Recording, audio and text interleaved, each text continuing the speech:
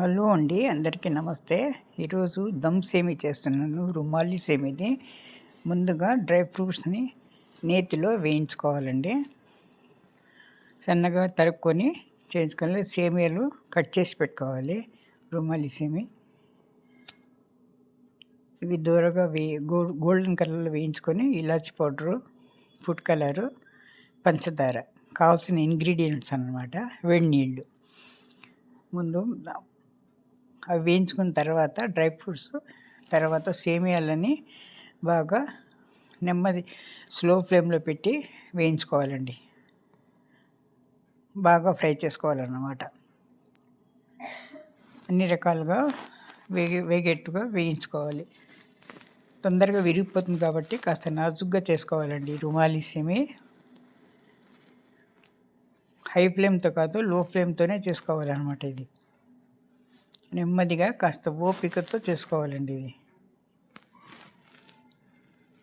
బాగా వేయించుకోవాలి. అన్ని సేమియాలు బాగా వేగాలి నేతిలో. తర్వాత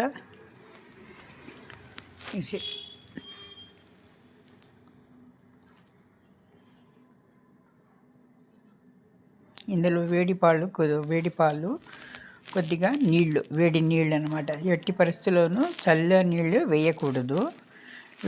వేడి పాలు కొద్దిగా టేస్ట్కు వేడి పాలు వేస్తున్నాను. కొద్దిగా వేడి నీళ్ళు కూడా వేసాను అనమాట. వేసి ఇందులో బాగా ఉడికిపోతుందండి. ఇది బాగా మెత్తగా ఉడికిన తర్వాత ఇప్పుడు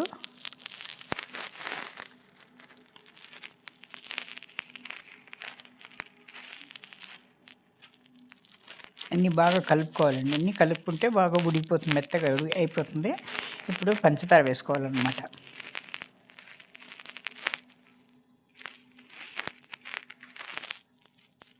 ఇలాచి పౌడరు,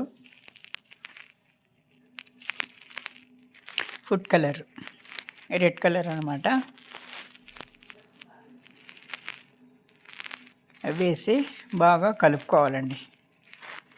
బాగా కలుపుకొని సన్నటి మంట మీద ఒక 2 నిమిషాలు దమ్ ఇస్తే దమ్ అయిపోతుందండి సేమ్ ఇది. ఇప్పుడు దీని మీద మనము డ్రై ఫ్రూట్స్ వేసుకోవచ్చు. కొద్దిగా ఇప్పుడు వేసాను. తర్వాత ప్లేట్లో తీసిన తర్వాత డెకరేట్ చేసుకోవాలన్నమాట.